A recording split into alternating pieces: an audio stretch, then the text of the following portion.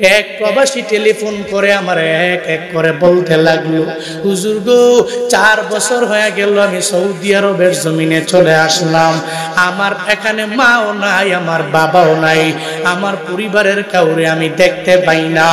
আমার মা বাবা ছিল বড় দুর্বল, আমার মা বাবায় আমার এলাকায় একটা জমি ছিল, ওই জমিটারে বিক্রি করে দিয়া এরপরে আমারে সৌদি আরবে পাঠাইলো। ওই মা বাবার দুয়ার বদৌলতে আজকে আমি টাকাওয়ালা হয়ে গেলাম। আমার বাড়িতে এখন কোনো ধর্মীয় অনুষ্ঠান করলে আমারে টেলিফোন দেয়, এরপরে আমি এদেরকে টাকা দেই অনুষ্ঠান করার জন্য। এক এলাকায় যদি মসজিদের কাজের জন্য টাকা লাগে, আমারে টেলিফোন দিলে আমি মসজিদের জন্য টাকা পাঠাই। এলাকার কোনো মাদ্রাসা, এই মাদ্রাসার জন্য টাকার যখন প্রয়োজন হয়ে যায় আমারে টেলিফোন দিলে আমি পাঠাইতে দেরি করি না। আমি 4 বছর হয়ে গেছে সৌদি আরবে, আমি মা বাবার দোয়ার বদৌলতে বড় টাকাওয়ালা হয়ে গেলাম। আমি আগে ঠিক মতো খাইতেও পারতাম না, আমি আগে ঠিক মতো চলতেও পারতাম না। আল্লাহ পাক আমার মা বাবার দোয়ার বদৌলতে বড় দামি বানায় দিল। হঠাৎ করে আমার মায়ের কথা মনে পড়ে যায়, আমার বাবার কথা যখন আমার মনে পড়ে গেল আমি আর নিজেকে ধরে রাখতে পারলাম না। সঙ্গে সঙ্গে আমি ভিসার মালিকরে জানাই দিলাম, টিকিট যারা কাটে, এই আমার জন্য বাংলাদেশের জন্য একটা টিকিট করে ফেলো, আপ ডাউন টিকিট করো, আমি আমার মায়ের দেখার জন্য চলে যাব, আমার বাবারে দেখার জন্য আমি চলে যাব। ওই প্রবাসী বলে, হুজুর এরপরে টিকিট করার পরে আমি আমার বউরে জানাইলাম, আমি আমার স্ত্রীকে বললাম, স্ত্রী তোমার টেলিফোনটা তুমি আমার বাবার হাতের মধ্যে দাও। আমার বাবার কাছে যখন মোবাইলটা যখন হাতের মধ্যে দেওয়া হলো, আমি আমার বাবাকে জিজ্ঞাসা করলাম, বাবা অন্যের বাড়িতে জীবনে তো অনেক পরিমাণে কাজ করলেন, এত পরিমাণে পরিশ্রম করেছেন, আজকে আপনার সন্তান বড় দামি হয়ে গেছে, আপনার সন্তান টেলিফোন দিয়েছে, বাবা গো আপনার মন চায় কি খাইতে আমারে বলেন, আমি আপনার জন্য যা মন চায় সব আমি বিদেশের জমিন থেকে নিয়ে আসব।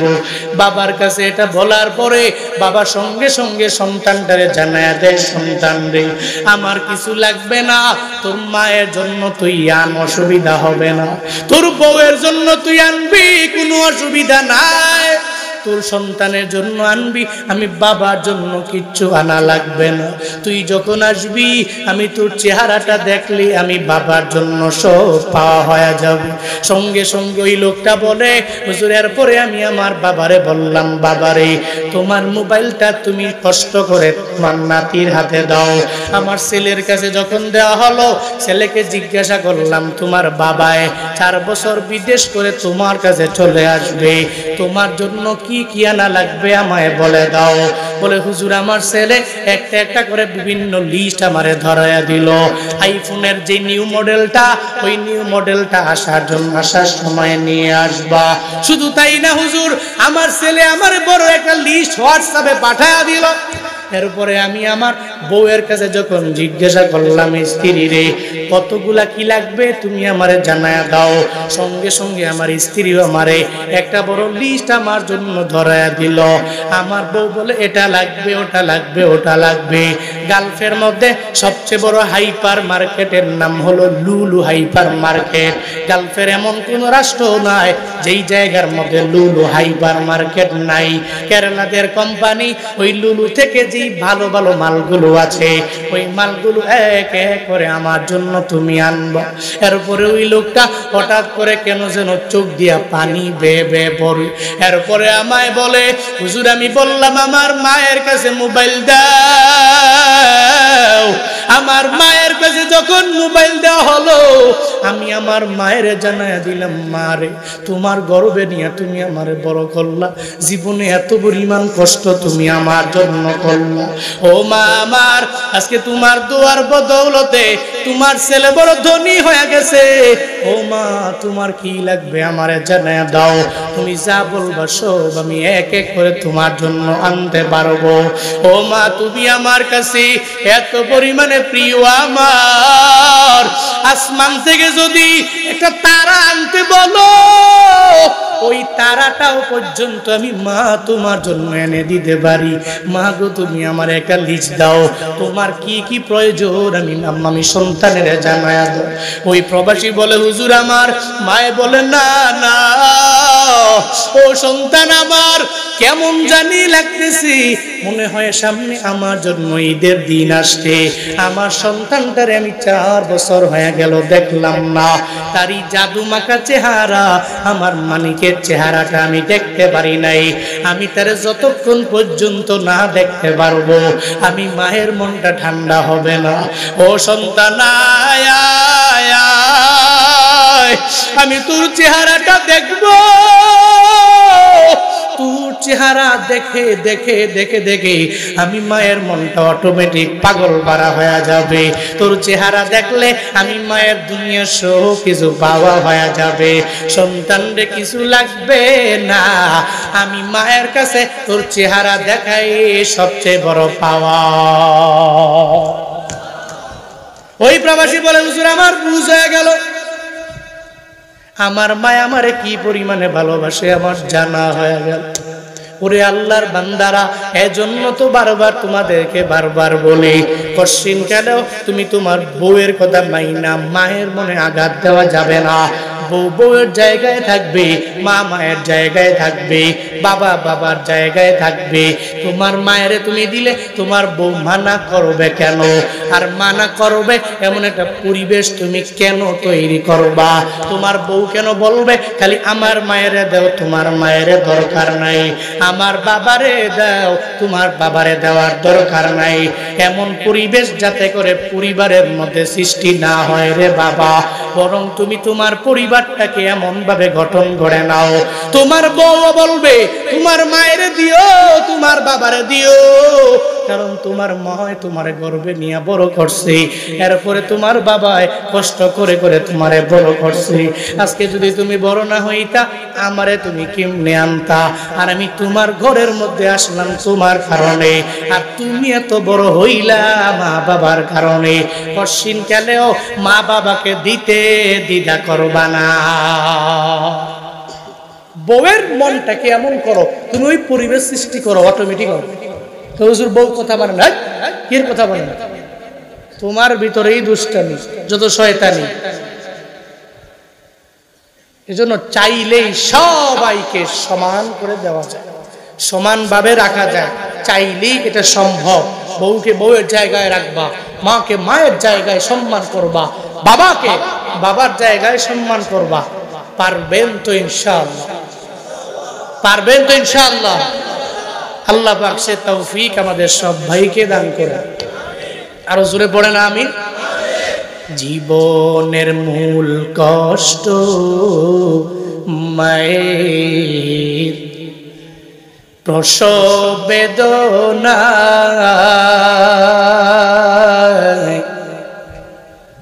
সাত আসমান সাত জমিন তখন মায়েরই মাথায়। জীবনের মূল কষ্ট মায়ের, প্রসব বেদনা,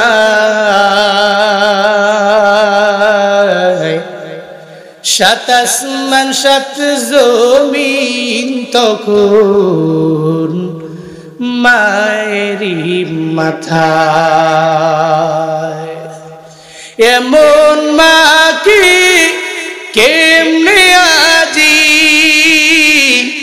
এমন মা কি কেমনে আজি যাব আমি ভুলিয়া।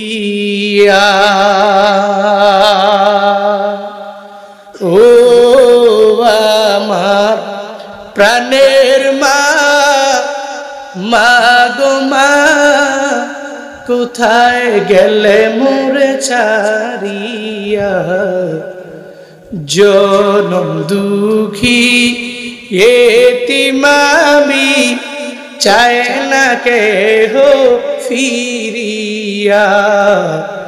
জনম দুঃখী এতিম আমি, চায় না কেহ ফিরিয়া। আমি যখন ছিলাম আমার মায়ের উদরে, চলাফেরা করতেন যে মায়ে কত কষ্ট করে।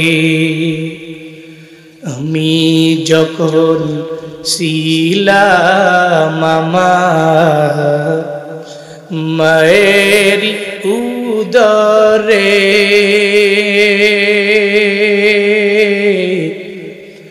চলাফেরা করতেন যে মায়ে কত কষ্ট করে। আমার সুন্দর মুখ দেখে মায়ের, আমার সুন্দর মুখ দেখে মায়ের ব্যথা যায় দে হাসায়া। ও আমার প্রাণের মা, মা গো মা, কোথায় গেলে মোরে ছাড়িয়া। জনম দুঃখী এতিম আমি, চায় না কেহ ফিরিয়া। জনম দুঃখী এতিম আমি, চায় না কেহ ফিরিয়া। জনম দুঃখী এতিম আমি, চায় না কেহ ফিরিয়া। আনিশকুরলি ওয়ালি ওয়ালিদাইক ইলাইয়াল মাসীর।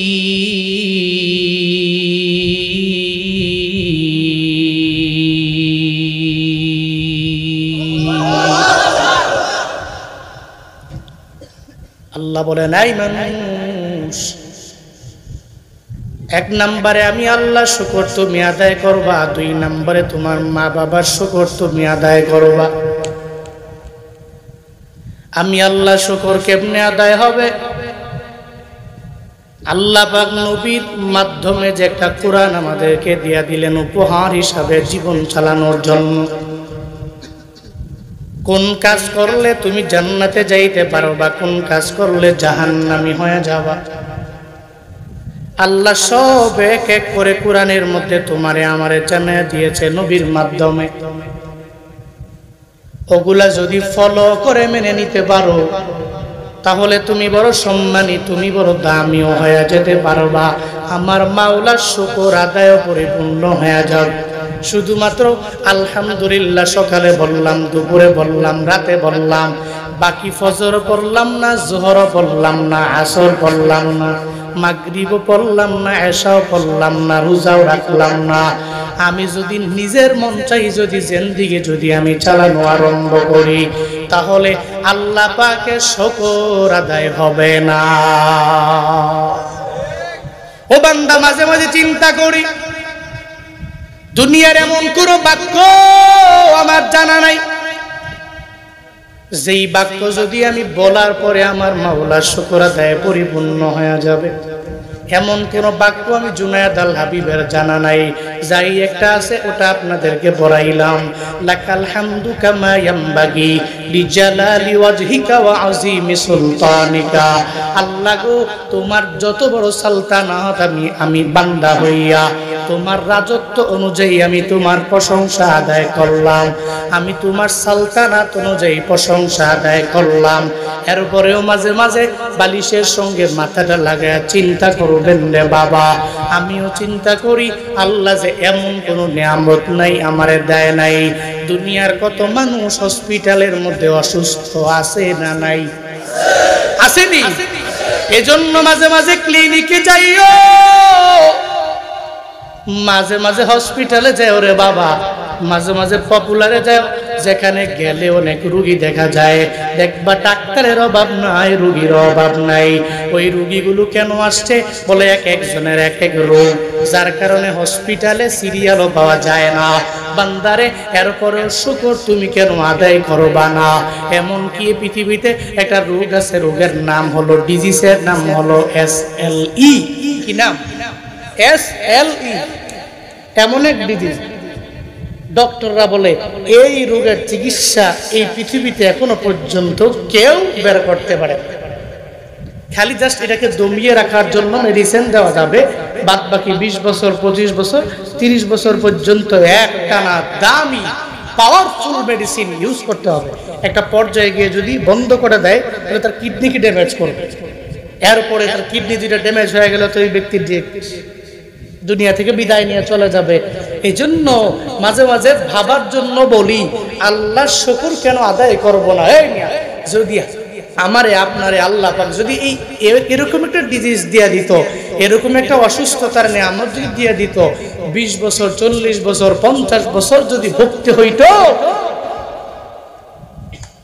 তখনই বুঝতাম সুস্থতার নিয়ামতের কি পরিমাণে দাম। অসুস্থ না হলে কষ্টিন গেল অসুস্থতার নিয়ামত বোঝা যাবে না রে বাবা। আল্লাহ পাক বলেন, তুই আমার শুকর আদায় করো, কত সুন্দর করে আমি তোরে বানাইছি। তোরে তো যত নিয়ামত দিলাম, দুনিয়াতে আসার পরে আমি আল্লাহ এক এক করে নিয়ামত দিয়া দিলাম রে বান্দা। কিন্তু দুনিয়াতে আসার আগের কথা চিন্তা কর, আমি আল্লাহ কত সুন্দর করে তোর মায়ের গর্ভে আমি আল্লাহ বানাইছি। দুনিয়ার কোনো বিজ্ঞানীরা একটা মানুষ বানাইতে পারবে না। এমনকি এক বিজ্ঞানী টানা 15 বছর লাগায়া সে চিন্তা ভাবনা করলো, বের করলো, আল্লাহ পাক এই দুনিয়াতে প্রথম মানব বানাইলেন। ওই প্রথম মানবের নাম হলো আদম আলাইহিস সালাম। এরপরে তার বাম পাজরের হাড়ের মাধ্যমে আমার মাওলা ওনার থেকে বের করলেন হাওয়া আলাইহিস সালাতু ওয়াস সালাম। এরপরে দুনিয়াতে যত মানুষ আছে সব মানুষ এই দুইজনের মাধ্যমেই তৈরি। এর মানে প্রত্যেকে মা বাবার মাধ্যমে তৈরি হলো। মাটির মাধ্যমে আমার মাওলা আদম নবীরে বানাইলো। জনৈক বিজ্ঞানী টানা 15 বছর লাগে রিসার্চ করতে লাগলো, আল্লাহ যদি মানুষ বানাইতে পারে, আমি বিজ্ঞানী হইয়া কেন মানুষ বানাইতে পারবো না? ও চিন্তা ভাবনা করতে লাগলো, একটা মানুষ আমি বানাবো, কেমনে বানাবো? মাটির সমস্ত রাসায়নিক উপাদানগুলোর একসাথে করলো যে আমার একটা মানুষ বানানো লাগবে। সে প্রথম বের করলো প্রত্যেকটা জীবের, প্রত্যেকটা প্রাণীর মূল একক হচ্ছে প্রোটোপ্লাজম। এর মানে হচ্ছে আদি প্রাণ সত্তা। এই প্রোটোপ্লাজম প্রত্যেকটা রাসায়নিক উপাদানগুলো মাটির এই প্রোটোপ্লাজমের মধ্যেই নিহিত। এরপরে বের করলেন 4টা উপাদান প্রত্যেকটা জীবন বীজের ভিতরে অনেক পরিমাণে পাওয়া যায়। 1 নম্বরে অক্সিজেন, 2 নম্বরে নাইট্রোজেন, 3 নম্বরে কার্বন, 4 নম্বরে হাইড্রোজেন। এই 4টা উপাদান মানব বীজের ভিতরে, জীবন বীজের ভিতরে অধিক পরিমাণে পাওয়া যায়। বিজ্ঞানী এটা বের করলেন। এরপরে এটাকে বের করে এরপরে 8টা উপাদান সম পরিমাণে পাওয়া যায়। 1 নম্বরে ম্যাগনেসিয়াম, 2 নম্বরে পটাশিয়াম, 3 নম্বরে সোডিয়াম, 4 নম্বরে সালফার, 5 নম্বরে ফসফরাস, ক্লোরিন, আয়রনের মাধ্যমে 8টা বীজের মাধ্যমে উপাদানের মাধ্যমে আমার মাওলা মানুষটাকে তৈরি করলেন। বিজ্ঞানী এটাও সুন্দর করে বের করলো। এটা বের করে সব উপাদানগুলো একসাথে করার মাধ্যমে একটা প্রোটোপ্লাজম তৈরি করার মাধ্যমে একটা মানুষ বানানোর জন্য টানা 15 বছর লাগে লাগায় চেষ্টা করার পরেও এরপরে ওই বিজ্ঞানী জানায়া দিল মানুষের আরে আমার দ্বারা এটা সম্ভব হবে না, আমি একটা মানুষ কশিনকালেও বানাইতে পারবো না। এই দুনিয়াতে মানুষ শুধুমাত্র বানাইতে পারে একজন, চিল্লায়া বলো তার নাম। ইয়া ইলাহি তো মেরা খালিক है, या इलाही तो मेरा मालिक है, या इलाही तो मेरा माबूद है, या इलाही तो मेरा माशूक है। আল্লাহ পাক বানাইতে পারে, আমরা পারবো না। এটা মানুষকে আমার মাওলা কি পরিমাণে সুন্দর অবয়ব দিয়া বানাইলেন। এই যে সূরাতুল তিন খুলেন, এর উপরে তিনটার তাফসীরটা পড়েন। আল্লাহ পাক তিনটা আয়াতের মধ্যে চারটা কসম খাইলেন, ওয়াত্তিনি ওয়াজ্জাইতুনি ওয়া তুরি সিনিনা ওয়া হাদাল বালাদিল আমিন লাকাদ খালাকনাল ইনসানা ফি আহসানি তাকওয়িম। জোরে বলেন আল্লাহু আকবার। আল্লাহ পাক সূরাতুল তিনে তিনটা আয়াতের মধ্যে চারটা কসম আল্লাহ খাইলেন। এক নম্বরে তিন, দুই নম্বরে জাইতুন, তিন নম্বরে ওই মিশরের সিনাই পর্বতের কসম, চার নম্বরে আল্লাহ পাক কসম কাটলেন ওই মক্কা নগরী পবিত্র নগরীর কসম খাইয়া। আল্লাহ তিনটা হাতের মধ্যে চারটা কসম খাইয়া বান্দাদের ব্যাপারে জানায় দেয়, বান্দারে এত সুন্দর অবয়ব দিয়ে আমি আল্লাহ তোমাকে বানাইলাম, এত সুন্দর অবয়ব দিয়ে আমি আল্লাহ অন্য কোনো প্রাণীরে বানাই নাই, অন্য কোনো মাখলুকরে বানাই নাই। দেখো না কি সুন্দর করে আল্লাহ একটা চোখ দেয় নাই, বরং দুইটা চোখ দিয়া দিল। একটা চোখ যদি নষ্ট হয়ে যায় বান্দা তুমি আর একটা চোখে দেখতে পারবা। তোমার নাকের ছিদ্র একটা বন্ধ, ঠান্ডার কারণে বন্ধ হয়ে গেলে তুমি আর একটা নাক দিয়ে আরামে নিঃশ্বাস নিতে পারো রে বাবা। শুধু তাই না রে বাবা, দুইটা কান আমার মাওলা দিয়া দিলেন, একটা কান শুনতে পাও না আর একটা কানে শুনতে পারো বা অসুবিধা হবে না। শুধু তাই না রে বাবা, দুইটা পা আমার মাওলা দিলেন, একটা পা যদি নষ্ট হয়ে যায় আর একটা পা দিয়া কোনো রকম হাঁটাও তো যাবে। আল্লাহ পাক দুইটা হাত দিলেন, দুইটা হাতে একটা নষ্ট হয়ে গেলে আর একটা হাতের মাধ্যমে অটোমেটিক কাজ করা যাবে রে বাবা। এত সুন্দর অবয়ব দিয়ে আমার মাওলা বানাইলেন, এই পৃথিবীতে কোন ব্যক্তির দ্বারা এটা সম্ভব হবে নাকি? কে বানাইছে? হুয়াল্লাযী ইউসাউবিরুকুম ফিল আরহামি কাইফা ইয়াশা লা ইলাহা ইল্লা হুয়াল আজিজুল হাকীম। আরো জোরে আল্লাহু আকবার। আল্লাহ পাক বলছেন আমি রবের পরিচয় হলো হুয়াল্লাযী ইউসাউবিরুকুম। আল্লাহ তো সে আল্লাহ যে আল্লাহ সুন্দর করে তাসবিহ দিয়া দিলেন, একটা সূরত দিয়া দিলেন। ইউসাউবিরুকুম ফিল আরহামি, তোমার মায়ের গর্ভের ভিতরে আমার মাওলা এত সুন্দর করে তোমাকে একটা সূরত দিয়া দিলেন, আকৃতি দিয়া দিলেন রে বান্দা। আল্লাহর যেমনে মন চাই এমনিতে আমার মাওলা দিয়া দিলেন। কাইফা ইয়াশা, আল্লাহ যেভাবে মন চাইলে ওইভাবে দিল। এই যে মানুষ আল্লাহ বানাইছে, কোনো মানুষের কাছ থেকে তো পারমিশন নেয় নাই, কারো কাছ থেকে বলে নাই give me a good advice, আমার একটা সুন্দর উপদেশ দিয়া দাও। কেন? একটা মানুষ বানাবো কেমনে? আল্লাহ দুনিয়ার কারো কাছ থেকে পারমিশনও নেয় নাই, অ্যাডভাইসও নেয় নাই, একটা উপদেশও দুনিয়ার কোনো মানুষের কাছ থেকে নেওয়া লাগে নাই। উইদাউট এনি অ্যাডভাইস ওই মায়ের গর্ভের ভিতরে দীর্ঘ 9 মাস লাগাইয়া, 8 মাস লাগাইয়া, 6 মাস লাগাইয়া আমারে তোমারে একজন বানাইছে। চিল্লায়া বলো তার নাম। কে বানাইছে? এরপরেও তো কি পরিমাণে অকৃতজ্ঞ হও। কাইফা তাকফুরুনা বিল্লাহ ওয়া কুনতুম আমওয়াতা ফাহইয়াকুম সুম্মা ইউমীতুকুম সুম্মা ইউহয়ীকুম সুম্মা ইলাইহি তুরজাউন। আল্লাহ পাক এজন্য অবাক হয়ে কাইফা তাকফুরুনা বিল্লাহ, এরপরেও তোমরা কিভাবে আল্লাহকে অস্বীকার? কিভাবে? কাইফা তাকফুরুনা বিল্লাহ ওয়া কুনতুম আমওয়াতা, অথচ ছিলে তুমি মৃত। কি ছিলে?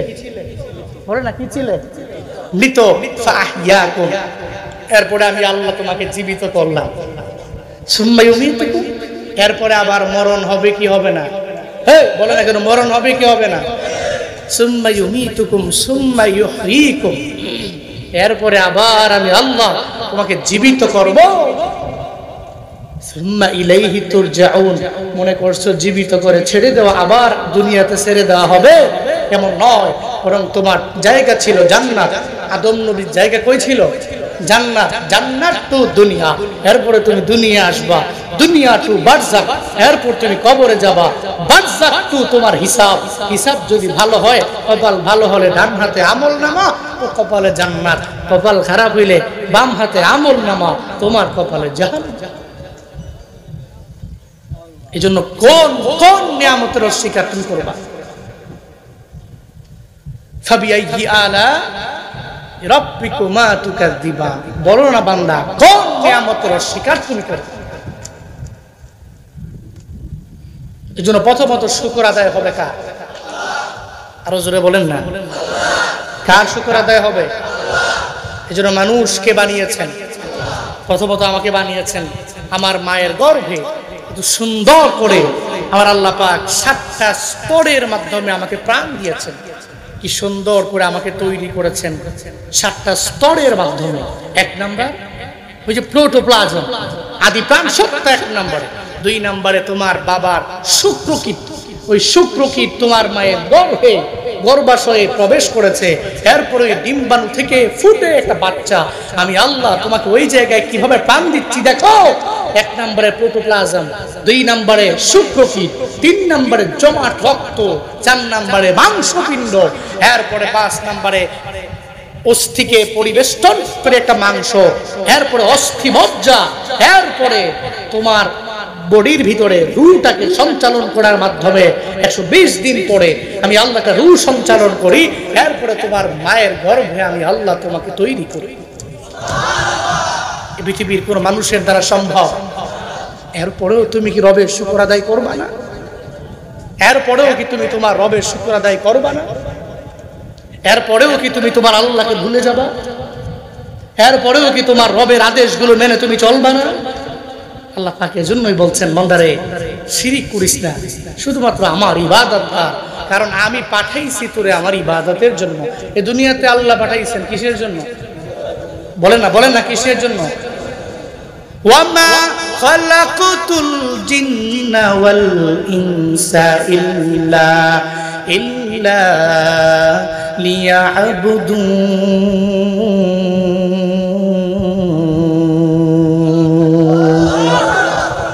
আল্লাহ পাক বলেন, আমি আল্লাহ দুনিয়াতে তোরে পাঠাইলাম আমার ইবাদতের জন্য। আল্লাহ বলেন নাই আমি তোরে বানাইলাম কিসের জন্য বানাইলাম? তুই কাজ করবা, কোনো অসুবিধা নাই, তবে ইবাদতের বেলা ইবাদতে যাবি। ও বান্দা তুই মাঠে কাজ করো, কোনো অসুবিধা নাই। যোহরের আজান হয়ে গেলে ওই মাঠে তুমি দাঁড়ায় যাও, মুসল্লায় দাঁড়ায় তুমি নামাজের মধ্যে ওই জায়গায় দাঁড়ায় গেলে আমার নবীর উসিলায় পুরো দুনিয়ার জমিনটাকে আমার মাওলা তোমার আমার জন্য পবিত্র বানায়া দিয়েছে।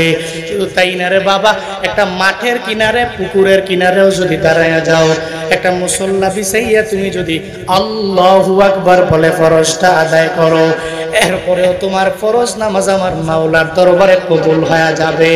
অন্যান্য নবীর উম্মতেরা যারা, এরা যতই ইবাদত করলো সব ইবাদত নির্দিষ্ট জায়গায় করা লাগলো।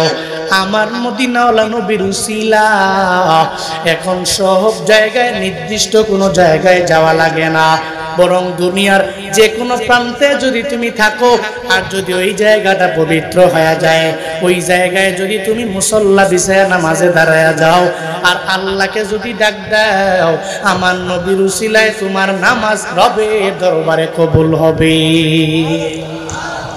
চিন্তা আছে? এরপরেও তুমি কি অস্বীকার করবে? তোমারে বানাইছে তুই ইবাদতের জন্য, ইবাদত করো। আল্লাহ পাক বলেন নাই তুই সারাদিন লাগাইয়া মসজিদের মধ্যে পড়ে থাকবি, সারাদিন নামাজ পড়বি, সারাদিন আমল করবি, সারাদিন তুই ইবাদতের মধ্যে পড়ে থাকবি। আল্লাহ একটা বারের জন্য বান্দা তোমারে আমারে বলেন নাই, বরং আল্লাহ বলছে তুই ফজরে শুধু তুই নিজের সময় দাও, যোহরের জন্য সময় দাও, আসরের নামাজে সময় দাও, মাগরিবের নামাজে সময় দাও, এশার নামাজে সময় দাও। এই 5 ওয়াক্ত নামাজে 20 মিনিট ধইরা কয় মিনিট হয়? বলে মাত্র 1 ঘন্টা 40 মিনিট সময় আমার মাওলারে তুমি দিয়া দাও। এর বেশি তো কশিনকালেও লাগার কথা না রে বাবা। এরপরে তুমি তোমার জীবিকা নির্বাহের জন্য মাঠে দৌড়াও, এরপরে তুমি পুকুরে যাও মাছ ধরার জন্য, এরপরে তুমি সিএনজি চালাও, এরপরে তুমি অটো চালাও, এরপরে তুমি রিক্সা চালাও, এরপরে তোমার যেটা মন চায় এটা করো, তবে হালাল ওয়েতে করবা। আর হালাল ওয়েতে থাকিয়া যদি আমার আল্লাহকে একটা আল্লাহ বলে ডাক দিতে পারো, আমি আল্লাহকে ডাকতে দেরি হয়ে যাবে, আমি আল্লাহ তোমার ডাকে সাড়া দিতে দেরি করব না।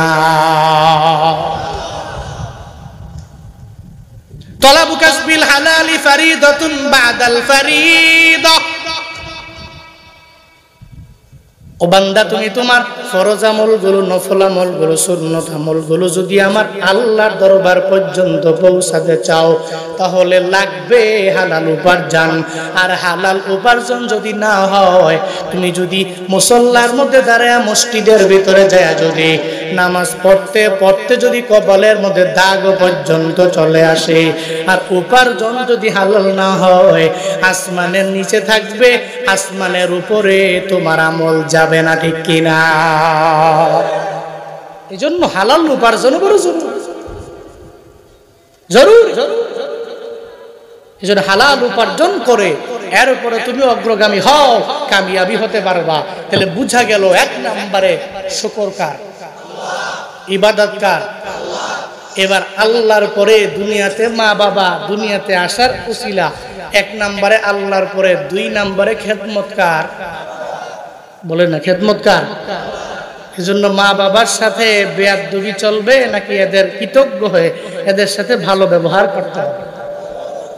কিন্তু করি কি আমরা? আমরা তো এমন নিমক হারাম আজকে হয়েছে, আল্লাহরেও ভুলে গেছি, একটু বড় হওয়ার পরে টাকাওয়ালা হওয়ার পরে আব্বা আম্মারেও ভুলে গেছি, ঠিক কিনা? আসে না? করা যাবে? আল্লাহ পাক বলছেন, তোর কাছে আমি আল্লাহ ওসিয়ত করেছি, তুই আমি রবের শুকর আদায় করার পরে তোর মা বাবার খেদমত কর।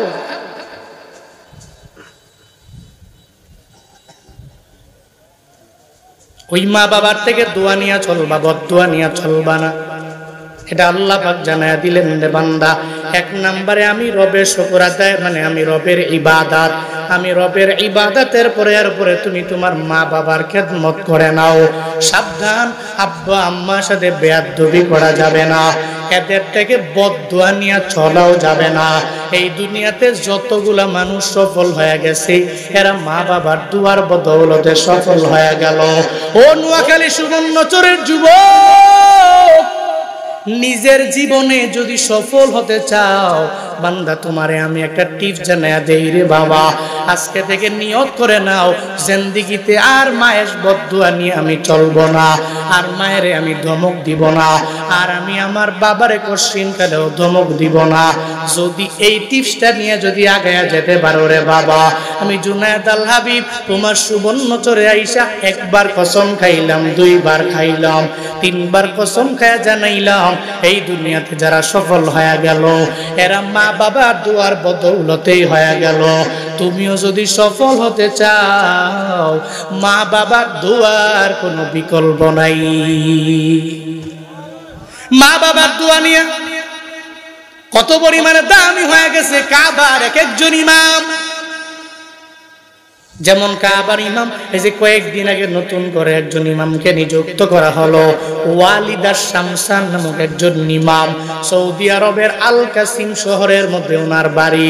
এরপরেও বাইতুল্লাহর ইমাম নতুন করে হয়ে গেলেন। উনি কেমনে ইমাম হয়ে গেল? সাংবাদিকদের কাজ হলো একজন নতুন ইমাম হয়ে গেছে বাইতুল্লাহর, দুনিয়ার কোনো চারটেখানি কোনো মসজিদের নয় রে বাবা, আমার মাওলার ঘর, যেই ঘরের দিকে তাকায়া সারা বিশ্বের সব মুসলমান নামাজ আদায় করে, ওই ঘরের দিকে ফিরিয়া যদি নামাজ আদায় না করে, নামাজ কবুল হবে কি হবে না? হবে নাকি? আমি বড় মুফতি সাহেব, আমি বড় বক্তা, এখন যদি আমি চিন্তা করি বাইতুল্লাহর দিকে না ফিরে অন্য দিকে ফিরে নামাজ আদায় করব, পশ্চিম কালো আমার নামাজ কবুল হবে না রে বাবা। এত দামি ঘর, এত দামি জায়গা, ওই বাইতুল্লাহর ইমাম হয়ে গেলেন ওয়ালিদার শামসান নামক একজন ইমাম, আল কাসিম শহরের মধ্যে ওনার বাড়ি। কেমনে কাবার বড় ইমাম হয়ে গেলেন? ওনার বাপ